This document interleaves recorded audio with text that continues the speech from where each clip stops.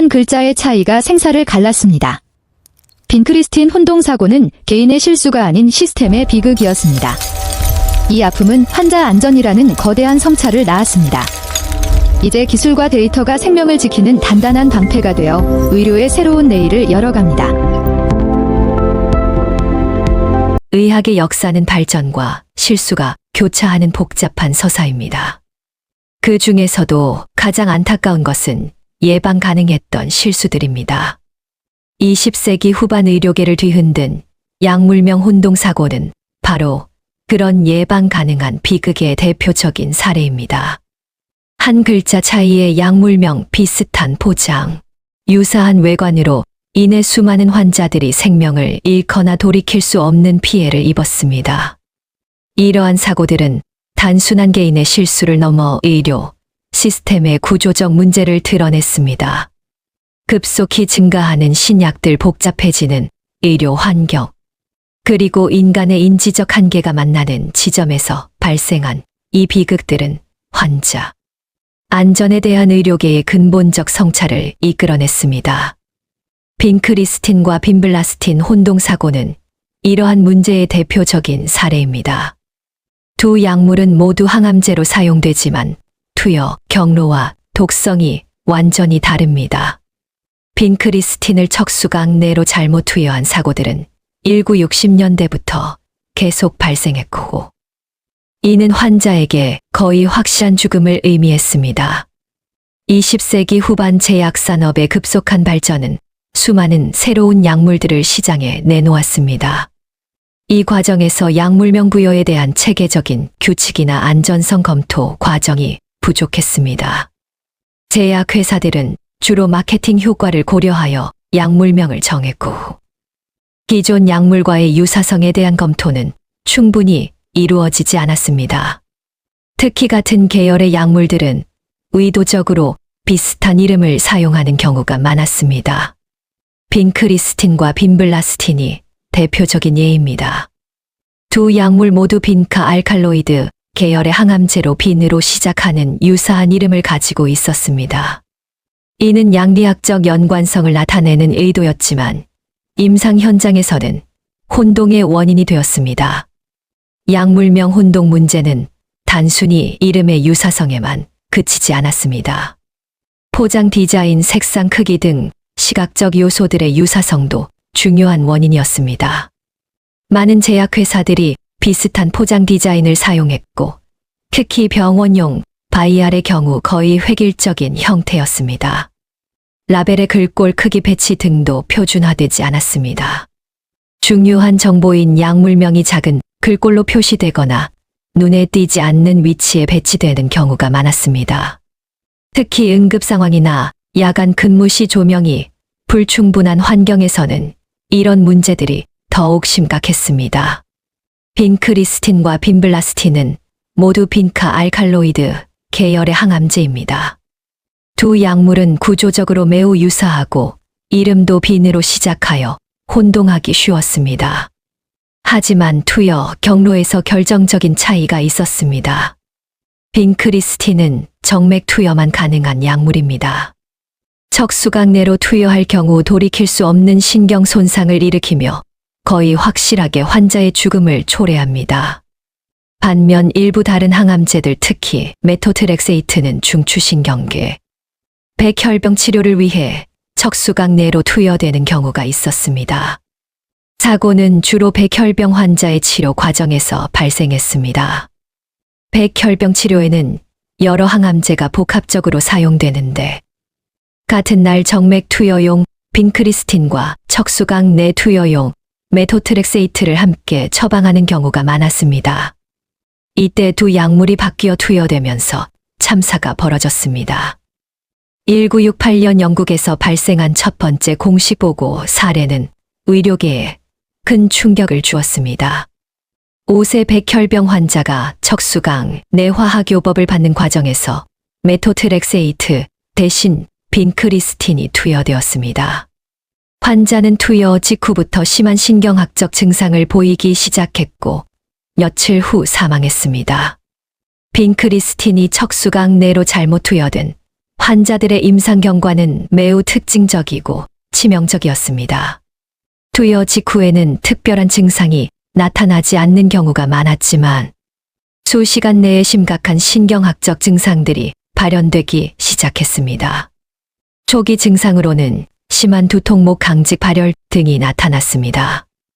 이는 무균성 뇌수막염의 양상과 유사했습니다. 환자들은 극심한 통증을 호소했고 진통제로도 조절되지 않는 경우가 많았습니다. 24시간에서 48시간 후에는 더욱 심각한 신경학적 장애가 나타났습니다. 하지 마비가 시작되어 점차 상지로 진행되었고 뇌신경 마비로 인한 복시 안면, 마비 연화 곤란 등이 발생했습니다. 의식 수준도 점차 저하되어 혼수 상태에 빠지는 경우가 많았습니다. 호흡 마비는 대부분의 환자에서 발생하는 치명적인 합병증이었습니다. 호흡근 마비로 인해 인공호흡기가 필요해졌고 이후 회복되는 경우는 극히 드물었습니다. 대부분의 환자들이 투여 후 수일에서 수주 내에 사망했습니다. 빈크리스틴 척수강, 뇌투여에 대한 해독제나 특별한 치료법은 존재하지 않았습니다. 일단 투여된 후에는 약물을 제거할 방법이 없었고 발생한 신경 손상을 되돌릴 수도 없었습니다. 인슐린 관련 혼동사고는 당뇨병 치료에서 가장 흔하고 심각한 문제 중 하나였습니다.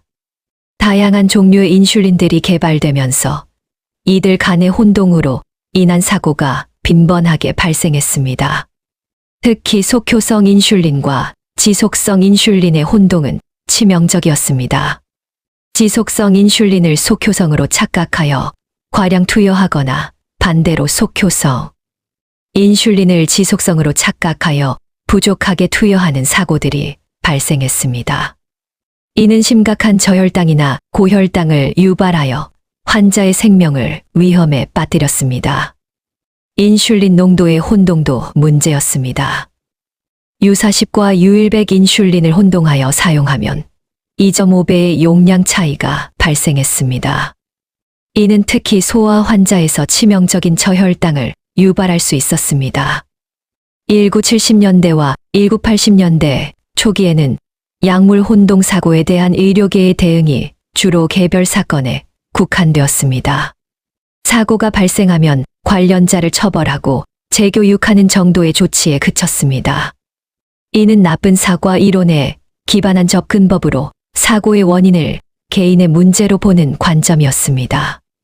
이런 접근법의 한계는 곧 드러났습니다. 개인을 처벌하고 교육을 강화해도 유사한 사고들이 계속 발생했습니다. 오히려 처벌에 대한 두려움으로 인해 사고 보고를 꺼리게 되어 문제의 실체를 파악하기 어려워졌습니다. 1990년대에 들어서면서 환자 안전에 대한 새로운 접근법이 등장했습니다. 이는 항공업계의 안전관리 시스템에서 영감을 받은 것으로 사고의 원인을 개인이 아닌 시스템의 문제로 보는 관점이었습니다. 제임스 리즈의 스위스 치즈 모델은 이 분야에 큰 영향을 미쳤습니다. 이 모델에 따르면 사고는 여러 방어막의 구멍이 일치할 때 발생하며 개인의 실수는 마지막 단계일 뿐이라는 것입니다. 따라서 방어막을 강화하는 것이 사고 예방의 핵심이라고 보았습니다. 1999년 미국 의학연구소가 발표한 투 에러 이즈 휴먼 보고서는 이 분야의 전환점이 되었습니다. 이 보고서는 매년 미국에서만 44,000명에서 98,000명이 예방 가능한 의료 오류로 사망한다고 추정했습니다. 이는 자동차 사고나 유방암보다 높은 사망 원인이었습니다. 약물 안전 분야에서는 여러 혁신적인 시스템들이 도입되었습니다. 가장 중요한 것 중 하나는 오라이츠 원칙의 확립이었습니다. 이는 올바른 환자, 올바른 약물, 올바른 용량, 올바른 경로, 올바른 시간을 확인하는 것이었습니다. 처방전 전산화 시스템의 도입도 중요한 진전이었습니다. 손글씨로 인한 오독 문제를 해결하고 약물 상호작용이나 알레르기 반응을 자동으로 확인할 수 있게 되었습니다. 또한 용량 계산 오류를 방지하는 기능도 포함되었습니다. 바코드 시스템의 도입은 약물 확인 과정을 혁신적으로 개선했습니다. 환자의 손목 밴드와 약물에 부착된 바코드를 스캔하여 정확성을 확인하는 시스템이 널리 보급되었습니다. 이는 특히 투여 과정에서의 오류를 크게 줄였습니다. 약물 조제 과정에서는 자동 조제 시스템이 도입되었습니다. 로봇이나 자동화 장비를 이용하여 정확한 용량을 조제하고 인간의 실수를 최소화할 수 있게 되었습니다. 특히 항암제나 고위험 약물의 조제에서 큰 효과를 보였습니다. FDA, EMA 등 각국의 규제 기관들도 약물명 혼동 문제에 적극적으로 대응하기 시작했습니다. 신약 승인 과정에서 기존 약물과의 이름 유사성을 검토하는 절차가 도입되었습니다. 약물명 검토 과정에서는 컴퓨터 시뮬레이션과 실제 의료진을 대상으로 한 테스트가 실시되었습니다. 손글씨로 쓴 처방 전의 가독성, 구두 전달 시의 명확성, 시각적 혼동 가능성 등이 종합적으로 평가되었습니다. 라벨링 표준도 강화되었습니다. 약물명을 더 크고 명확하게 표시하고 중요한 정보를 강조하는 방법들이 도입되었습니다. 톨맨 라벨링은 그 대표적인 예로 유사한 약물명의 차이 나는 부분을 대문자로 강조하는 방법입니다. 약사 단체들은 약물 안전에 중요한 역할을 했습니다. 미국 병원약사회는 고위험 약물 목록을 작성하고 이들 약물의 안전한 사용을 위한 가이드라인을 제정했습니다. 특히 빈크리스틴과 같은 척수강, 내투여, 금지 약물에 대한 특별한 주의사항을 마련했습니다. 간호사 단체들도 투여 과정에서의 안전 절차를 강화했습니다. 이중 확인 시스템 독립적 검증 절차 등이 도입되었습니다. 특히 고위험 약물의 경우 2명의 간호사가 독립적으로 확인하는 절차가 표준화되었습니다. 의사 단체들은 처방 과정에서의 안전성을 높이기 위한 교육과 훈련을 강화했습니다. 약물명을 명확히 쓰는 방법, 위험한 약어 사용, 금지 구두, 처방 시 주의사항 등이 의학교육 과정에 포함되었습니다. 전자처방 시스템의 도입은 약물 안전에 혁명적인 변화를 가져왔습니다. 손글씨로 인한 오동 문제가 완전히 해결되었고, 실시간으로 약물 상호작용과 알레르기 반응을 확인할 수 있게 되었습니다. 시스템에는 약물명 자동 완성 기능이 포함되어 유사한 이름의 약물들을 명확히 구분할 수 있게 되었습니다. 또한 일반적이지 않은 용량이나 투여, 경로를 선택할 때 경고 메시지가 나타나도록 설정되었습니다. 임상 의사결정 지원 시스템이 통합되어 처방 과정에서 실시간으로 안전성 검토가 이루어졌습니다. 환자의 나이, 체중, 신장 기능 등을 고려한 용량 조절 권고도 자동으로 제공되었습니다. 정맥 내 약물 투여에는 스마트 인푸전 펌프가 도입되었습니다. 이 장비는 내장된 약물 라이브러리를 통해 투여 속도와 농도의 적절성을 자동으로 확인했습니다. 특히 고위험 약물의 경우 하한선과 상한선이 설정되어 있어 이를 벗어나는 설정을 할 때 경고가 발생했습니다. 일부 약물의 경우 의사의 추가 승인 없이는 투여할 수 없도록 설정되었습니다. 최근에는 인공지능과 머신러닝 기술이 약물 안전 분야에 응용되고 있습니다. 자연어 처리 기술을 이용하여 의료진의 노트나 보고서에서 약물 관련 문제를 자동으로 탐지하는 시스템이 개발되었습니다. 패턴 인식 기술을 이용하여 약물 오류의 위험 요인을 예측하는 모델도 개발되었습니다. 환자의 특성, 처방, 복잡성, 의료진의 업무량 등을 종합적으로 분석하여 고위험 상황을 미리 파악할 수 있게 되었습니다. 이미지 인식 기술을 이용한 약물 식별 시스템도 등장했습니다. 약물의 모양, 색깔, 각인 등을 자동으로 인식하여 올바른 약물인지 확인하는 시스템입니다. 기술적 진보에도 불구하고 약물 혼동 문제는 완전히 해결되지 않았습니다. 새로운 약물들이 계속 개발되면서 새로운 혼동의 가능성이 생겨나고 있습니다. 특히 바이오시밀러 약물들의 등장으로 복잡성이 더욱 증가했습니다. 개발도상국에서는 여전히 기본적인 안전 시스템조차 부족한 경우가 많습니다. 전자 시스템의 도입이 어렵고 의료진의 교육 수준도 충분하지 않은 경우가 있습니다. 가정에서의 약물 사용도 새로운 도전 과제입니다. 환자들이 스스로 약물을 관리해야 하는 상황이 늘어나면서 가정에서의 약물 혼동 사고도 증가하고 있습니다. 코로나19 팬데믹은 약물 안전에 새로운 도전을 가져왔습니다.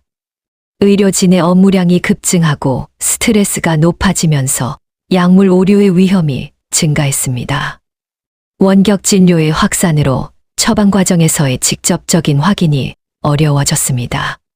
화상 통화를 통한 진료에서는 환자의 약물을 직접 확인하기 어렵고 처방 전 전달 과정에서 오류가 발생할 가능성이 높아졌습니다. 약물 혼동 사고의 역사에서 얻은 가장 중요한 교훈은 시스템적 접근의 필요성입니다. 개별 의료진의 주의력에만 의존하는 것은 한계가 있으며 다층적인 안전장치가 필요합니다. 방어 기피 개념의 적용이 중요합니다. 처방 조제 투여의 각 단계에서 독립적인 확인 과정을 거치고 한 단계에서 오류가 발생해도 다음 단계에서 발견할 수 있는 시스템이 필요합니다. 인간공학적 설계의 중요성도 부각되었습니다.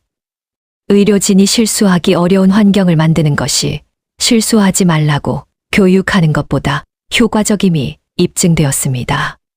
안전 문화의 조성이 기술적 해결책만큼 중요함이 밝혀졌습니다. 오류를 숨기거나 개인을 비난하는 문화에서는 진정한 개선이 어렵습니다. 보고와 학습의 문화가 필요합니다. 오류나 근접 사고를 적극적으로 보고하고 이를 통해 시스템을 개선하는 선순환 구조를 만들어야 합니다. 환자와 가족의 참여도 중요합니다. 환자 자신이 치료 과정에 적극적으로 참여하고 의문사항을 제기할 수 있는 환경을 만드는 것이 안전성 향상에 도움이 됩니다. 인공지능과 머신러닝의 발전으로 더욱 정교한 약물 안전 시스템이 개발될 것으로 전망됩니다. 개인별 맞춤형 위험 평가와 예측이 가능해질 것입니다. 블록체인 기술의 활용으로 약물의 전체 공급망을 추적하고 위조약을 방지하는 시스템이 구축될 것입니다. 이는 약물의 진위성과 안전성을 보장하는 새로운 방법이 될 것입니다. 웨어러블 기기와 IoT 기술의 발전으로 실시간으로 환자의 상태를 모니터링하고 약물 반응을 즉시 파악할 수 있는 시스템이 등장할 것입니다. 기술의 발전에도 불구하고 인간의 역할은 여전히 중요합니다.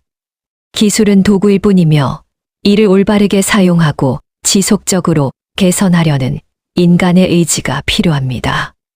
새로운 기술의 도입 과정에서 예상치 못한 새로운 형태의 오류가 발생할 수 있습니다. 따라서 지속적인 모니터링과 평가가 필요합니다.